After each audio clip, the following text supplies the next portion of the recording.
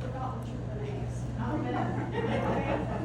Now, I'll sit down and shut up. Hey, You can chime in anytime you want. okay. When I came in, I saw the sign that said "Legends Remembered." I'm like, who's a legend? I'm not a legend. I'm just an older ball player. They might be referring to you. You're the legend. Yeah, I'm a legend. Somebody told me they were 82 in here today, and I'm thinking, well, I'm pushing it. So, Well, thank you guys for coming. yeah, thanks for coming. I know there's some people that are here that might be pretty good Reds fans, maybe even more so than I am. But I grew up in Cincinnati. I grew up in New Richmond. You know where New Richmond, Ohio is? Yes. I grew up there. I graduated in 1981. I grew up a huge Reds fan. Huge Reds fan. My dad was a huge Reds fan. He went to Dayton, Kentucky, Dayton High School. I don't know if you know where Dayton, Kentucky is. It's right across the river from Cincinnati. Graduated in 1946. Got married in 1952 to my mom, Joan. And the day after he got married, he was in Pittsburgh watching the Reds play the Pirates in the doubleheader. That was his honeymoon. I don't think mom was with him either. He went with somebody. But Forbes Field, yeah. And then I grew up. When I grew up, I remember going to Crosley Field. I'm old enough to remember Crosley Field.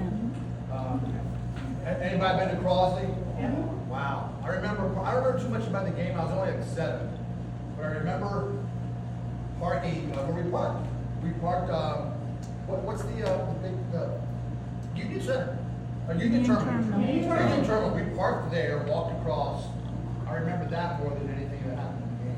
And then every year from 1970 all the way until I graduated from high school, the whole 70s, my dad and I, my family would go to like 10 or 15 games, sit up in the top 6 of the red, Yeah. because those are the cheapest seats. Right. Yeah. Not just the red, but the top 6 of the red.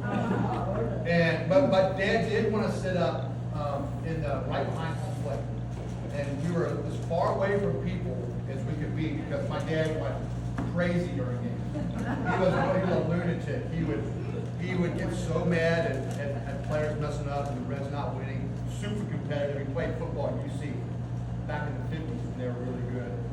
They had no face masks back then. Sid Gilman was their coach, and I remember. I'm kind of like I'm all over the place.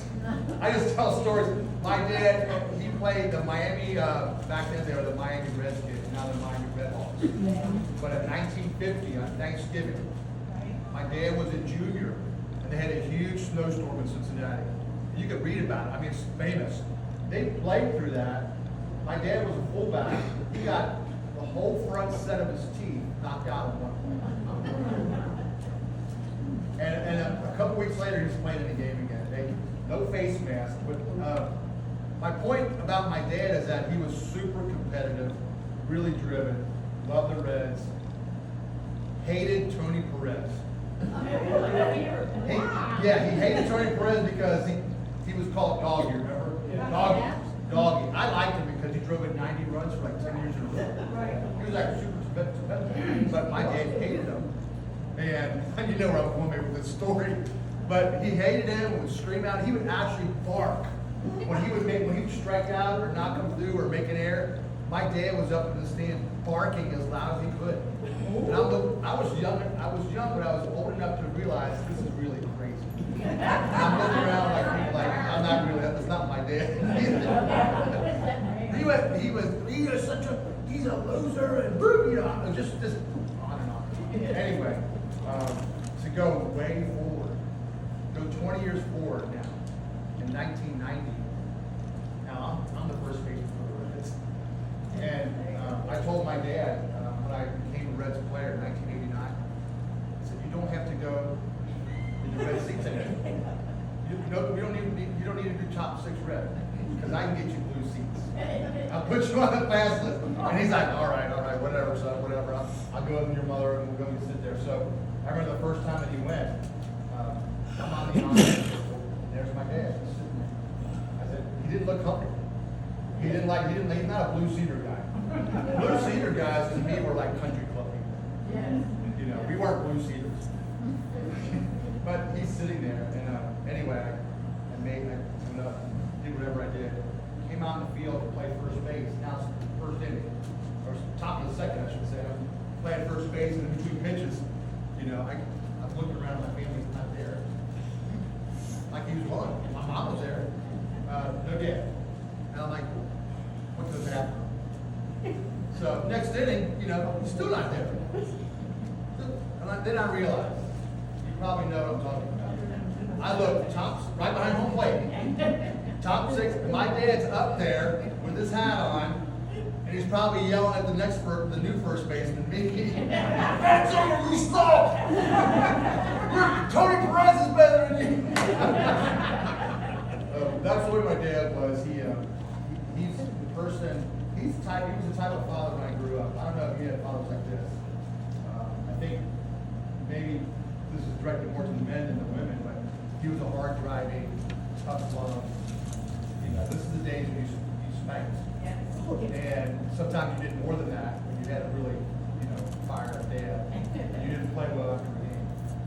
And nowadays he wouldn't be. He may be in jail. I'm serious. If I ever told him. But I will tell you what, I loved him more than anybody. I loved him just as much as my mom. It was the way he expressed himself. It wasn't right.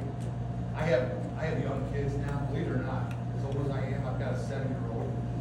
And I have a 9-year-old. I've been married twice. So I have 2 sets of kids. I have kids in their 20s. And I have a 7-year-old and a 9-year-old. It keeps you young. I was afraid it was going to make me old, but it actually keeps you young. Because after this, I'm going to go to the car line and to the elementary school. Remember doing that? Yeah, I'm going to do that. I still do that. I kind of like it. But I do get a lot of grandpa jokes. Sometimes not jokes. I was at Gold Star the other day. A really nice lady was waiting on us with my kids. And she was, you know, really friendly with the kids, and she was talking to them. She said, "Are you guys having fun with your grandpa today?" They looked at her funny. I looked at her and said, "We're having fun with their dad today. Maybe not their grandpa, their dad." And she was like, "Oh, I'm so sorry. Oh my God." That's like looking at a heavyset lady and calling her, you know, ask her when the baby's due. But I get that sometimes. That's okay. That's okay. Anytime you have any questions about, sometimes I talk about baseball. Any questions about baseball? I had a really interesting career. I played with 5 different teams. Who drafted you? I was drafted in 1981 out of high school, out in Richmond. I was in the 4th round pick. I got drafted by the Red Sox. And I also had a scholarship to go to Michigan to play baseball. And I used that. I really wanted to play baseball. I wanted to be a professional player. I was pretty good at school, but I really wanted to be, so I used that Michigan scholarship to get more money than my contract. And nowadays, if you're drafted in the 4th round, I think you probably make close to $1 million. You make $1 million. I made, anybody want to guess how much I made? Oh, that was low. 32. I made $32,000. I never had a job in my life. I was one of those kids that my dad, as tough as he was, you know, he wanted me to play baseball all the time, or sports. Never worked. First money I made was playing baseball. And I got a check for, I signed in July, got a check for $16,000 at the end of July, and then $16,000 in January the next year. And I felt I was like the richest person. $16,000 then was basically like $160,000, right? Yeah, I was able to buy a brand new car.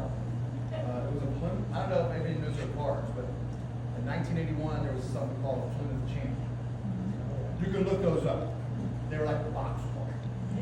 I told my mom, you know, she got the check sent to her. I was in New York playing rookie ball, D. And the check went to her, and my mom said, "Check's here, you got money, you're a rich man." I said, "Okay, Mom, will you do me a favor?" She said, "What?" I said, "Take that money and go get me a car. I don't care what it is. I want it brand new, I want it really cheap. And then have my girlfriend drive it up. And then put the rest of the money in the bank." And she did. So she bought, I had no idea, when my girlfriend drove up like a week later, I had no idea what I was getting.